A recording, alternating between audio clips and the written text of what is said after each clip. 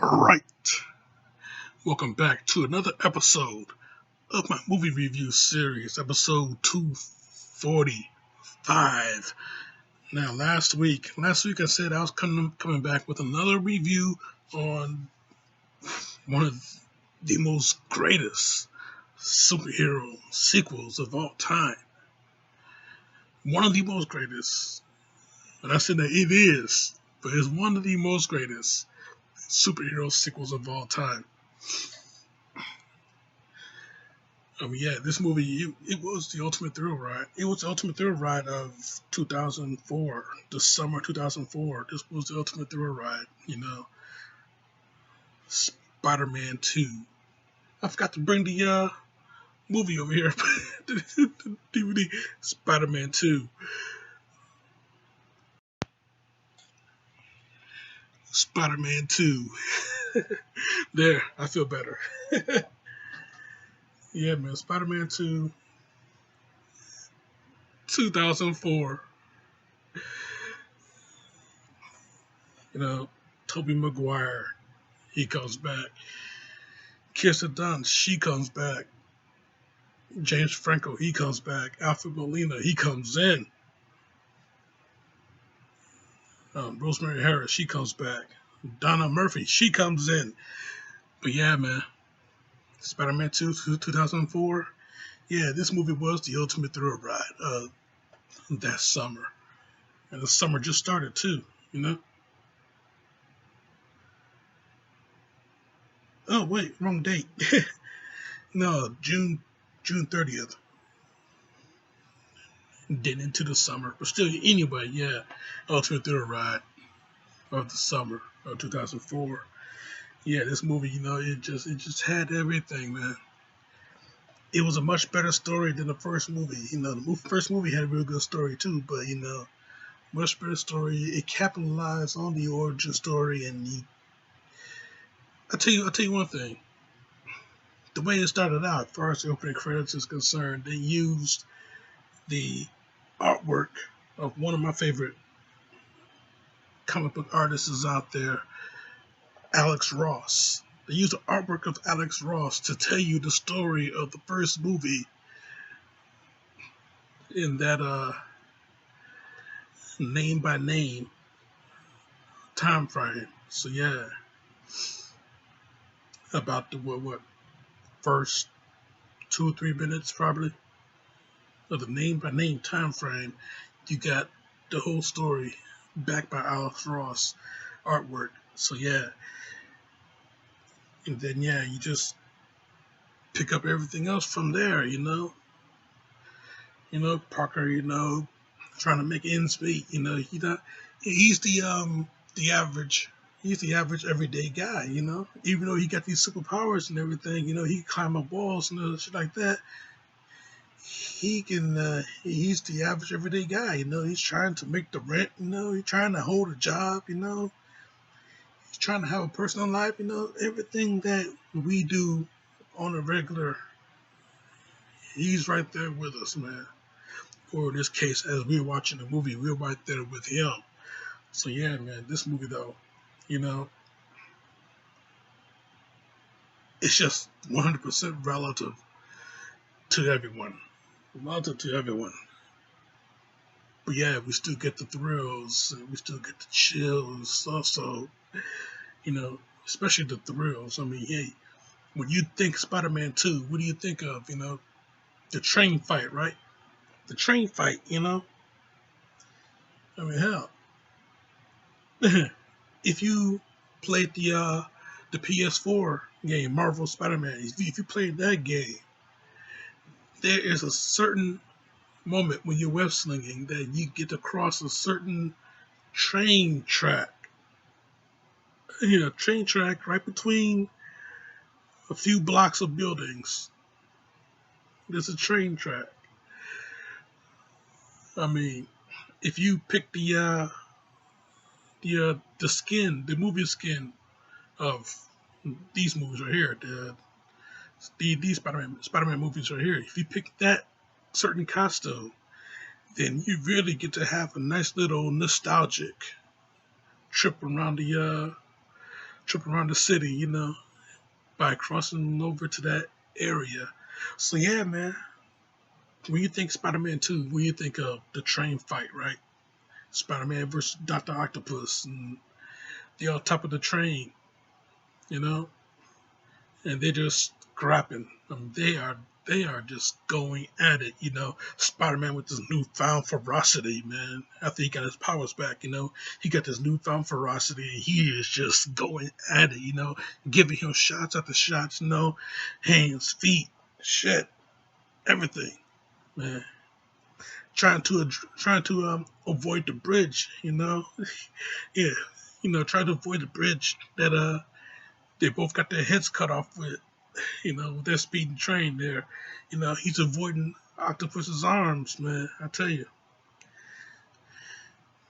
But yeah, I tell you, man, Alfred Molina coming in and playing Dr. Octopus. I mean, I knew nothing about this guy. And then I watched this movie. And then I know about this guy. I know everything about this guy after I watched this movie. Hell of a British actor. But yeah, in this movie, he playing Dr. Octopus, and he playing Dr. Otto Octavius. Later, he became Dr. Octopus because of the accident.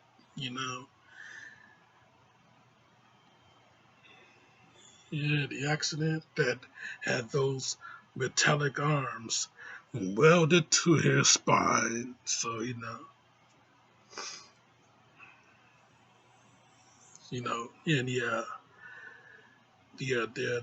the mental chip that he had installed right into the base of his skull. That sucker was destroyed in the accident. So now that he don't have any control over the arms pretty much had control over him.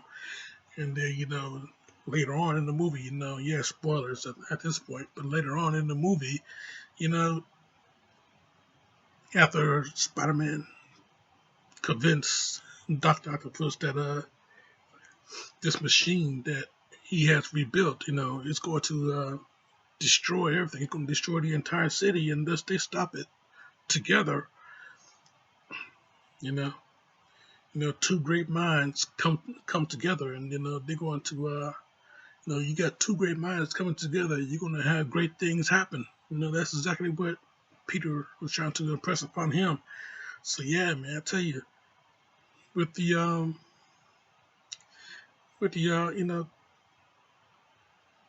machine about to suck everything in, destroy the whole city. Dr. Octopus, he could, well, first of all, he got Spider-Man by the neck. He got him by the neck. One of those arms got him by the neck. The other three, they're pretty much. You can pretty much have an impression of they're talking to him. Especially when they move. The one on the on his left. It's like, what is he talking about? And Octopus, he says, he's right. And then what? you know, you can tell. You can tell, and the other two, they're like, yeah, they're conflicted, what are you doing? You betraying us? Here, let me kill him, Yeah, so, yeah, but, he turned it around on them, Yeah, listen to me now. And, they just submitted under his control now. But yeah, this is some good, just really great stuff. I mean, the small things and the big things, the small things and the big things. I have not done this in a long time, but the pros and cons I'm going to give you into this movie, and there's not many pros and cons in this movie. Only con is that I really hate this, but they gave them the organic webbing and everything like that. And then, when Spider-Man with Peter Parker, when he was starting to have trouble with his powers, because a lot of shit is going on in his life. And I guess this is symbolic of stress building up.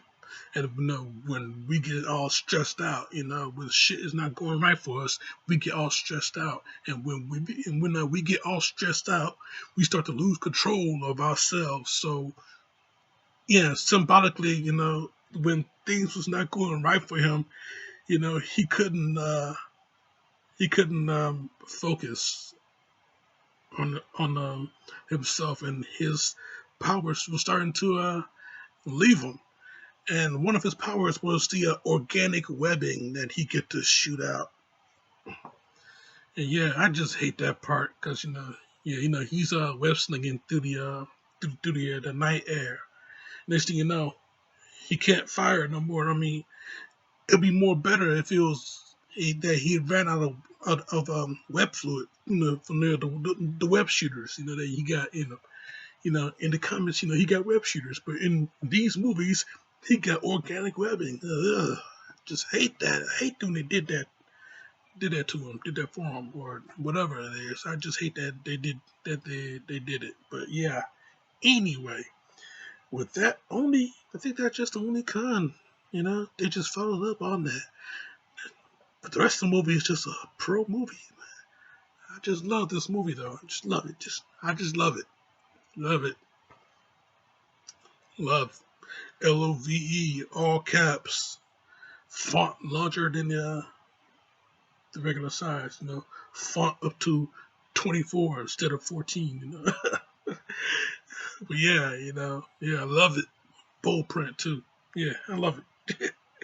Yeah, it's one of my favorite superhero movies. One of my favorite. I mean, that's why I put it on the list. The list of the if you saw that video, the list of the top 5 superhero sequels. Put on that list. And yeah,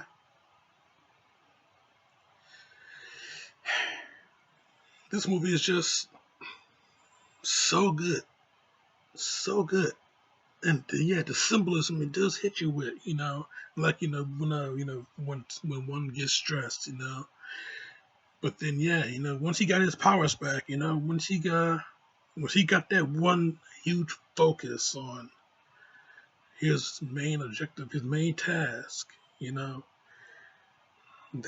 that is when the shit got real, and then they lead us into that huge train fight, and then the huge rescue on that train because Doctor Octopus, he took out the brake line of the train, and that train is still speeding. And Spider-Man's the Spidey sense go off, and he sees straight ahead that the track is out. So he had to stop this train on his own. He did not have no other heroes to come in and save him. I mean, hey, Thor, if he would have showed up, he would have saved the train very easily. But he did not have any other heroes to save him, so he had to do it on his own. So yeah, got the webbing, fire as much webbing as he could on those buildings, and next thing you know, yeah, he's trying to hold on as hard as he can, all of his strength. If ever my Spidey strength meant anything at all, this is that time. And quoting the cartoon, the '90s cartoon, when he was pinned down and he had to break free. Yeah, every Spidey strength meant anything at all. This was that time. So yeah, he just broke free, and yeah, he did his thing. But yeah, so yeah, like in this movie though, he got the webbing and he's pressed up against the train because of the velocity, and then eventually they started to slow down. Yeah, they got to the end of the track, and yeah, he slowed it down. And yeah, all of his might, he got so exhausted, man, he was about to fall over. But New York, they all helped him out, man, and brought him back in the train. But yeah, man, I tell you, yeah, it's just, yeah, this is just oh man, the love story of this movie. This movie, Oh boy, like I said, yeah, the thrills and the chills, man. The love story of this movie, the love story between Peter Parker and Mary Jane. You know, we really got into it. I mean, we really got invested in it. You know, Peter Parker in the first movie, he had a crush on the girl, and by the time he saved her and everything like that, all he wanted to do was tell her who he really was, but he refused to do so, and he was conflicted in this movie. He was conflicted because he got other shit that he had to deal with, his duty as Spider-Man, and then his duty as a student, and then he trying to get a personal life with Mary Jane. But this girl, she's doing pretty well for herself. She got a job at the theater. She doing plays every night. And then she eventually she got herself a boyfriend. Jameson's son. John Jameson, the astronaut. You know, yeah, she started going with him. Next thing you know, they quickly get engaged. So yeah, throughout all of this, Peter, he have to deal with this shit now. Yeah, and not only that, but Harry Osborn, his best friend. You know what happened after he saw Spider-Man standing over his dad's dead body in the first movie. What happened after that? He vowed revenge. So yeah, he has resentment. He has hatred towards Spider-Man, but at the same time, he's starting to get resentment towards his best friend Peter because Peter is working at the Daily Bugle and he's taking pictures of Spider-Man. Taking pictures of Spider-Man and getting money for it. Spider-Man is his bread and butter pretty much. And yeah, Harry, he's not having it because where does Peter's loyalty lie? With his enemy Spider-Man or his best friend him?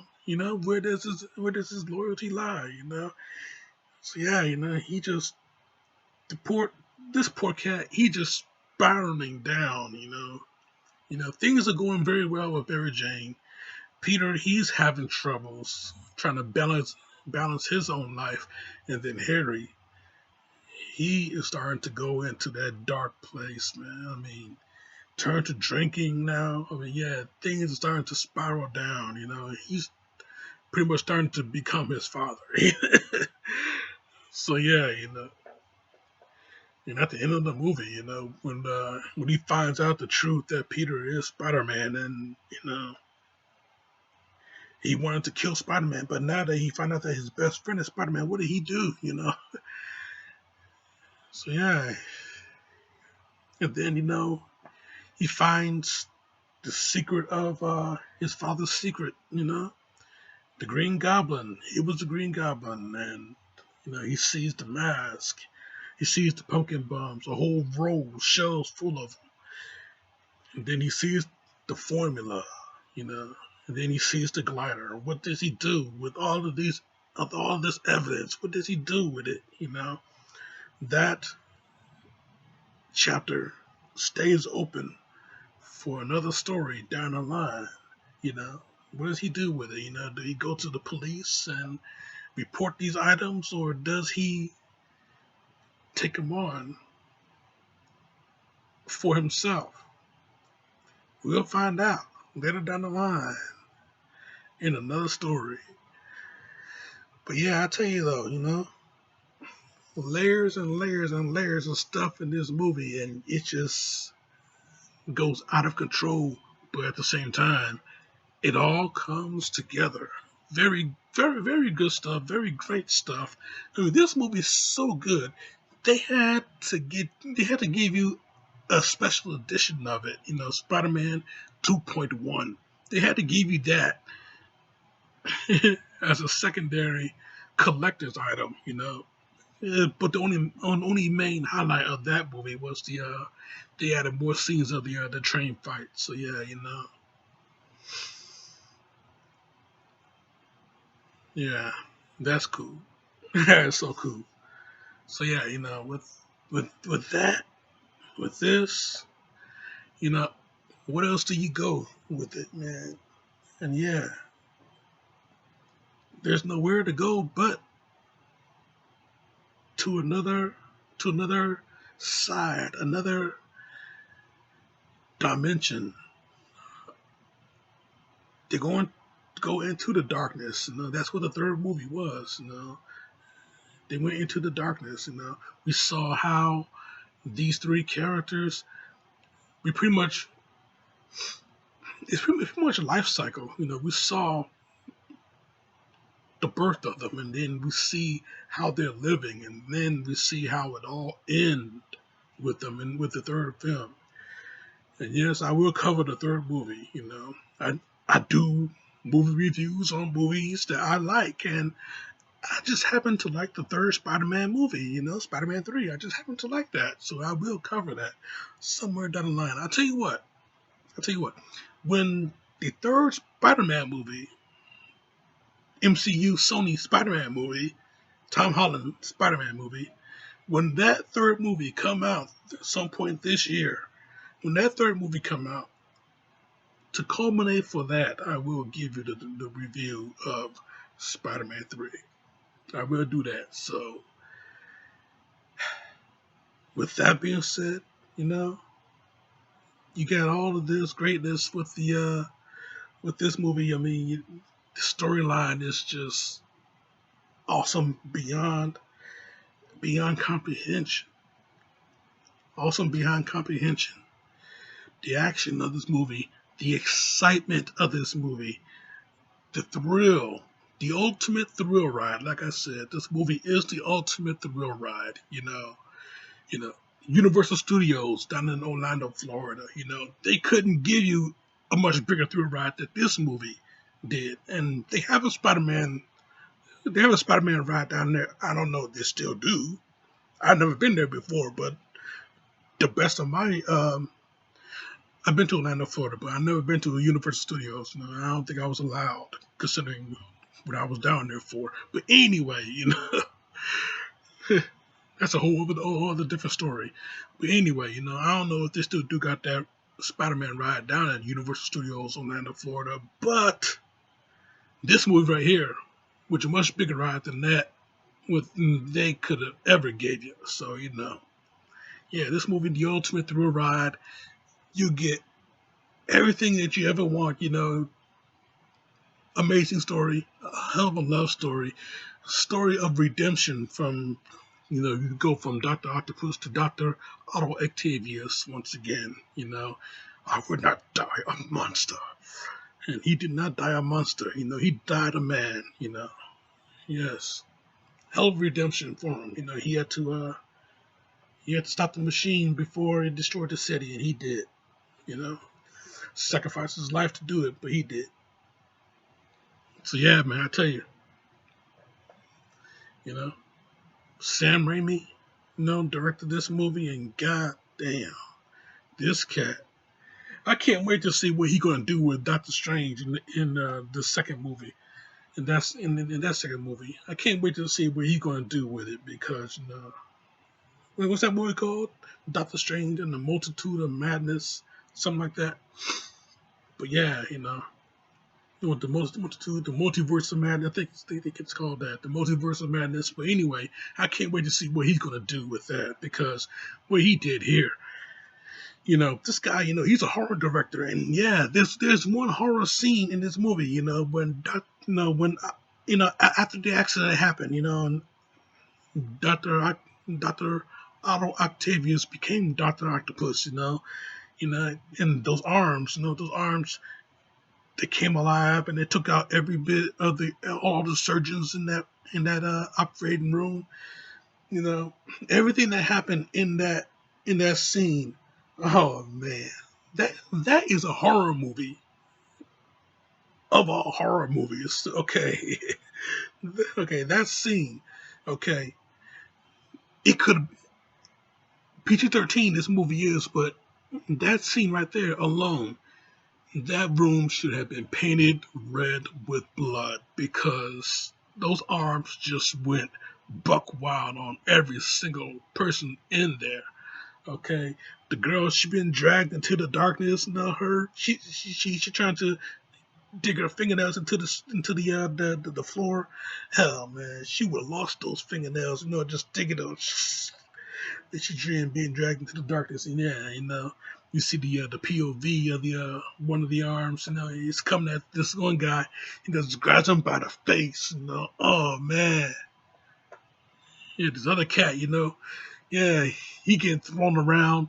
He trying to reach for the chainsaw. He getting thrown around. I mean, this is Evil Dead without the bloodshed. So yeah, great stuff all around, man. Great stuff all around. I can't put this movie over any more than I am right now. I'll tell you that. But yeah, Spider-Man 2, it is a straight up 5 out of 5. Straight up 5 out of 5, man. That's my review, Jack. And I'm sticking to it. Now, next week, staying in the superhero field, I'm going to deal with some ninjas. Not just any ninjas, not just any type of ninjas. I'm going to be dealing with 4 of these ninjas. They come up from the sewer and they fight crime.